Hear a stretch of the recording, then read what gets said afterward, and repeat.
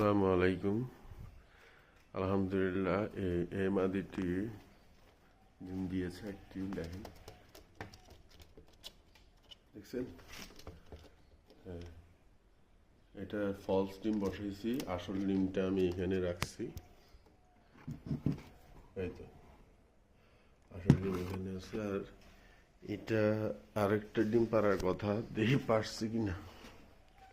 এটা আরেকটা ডিম পাড়ার কথা ছিল,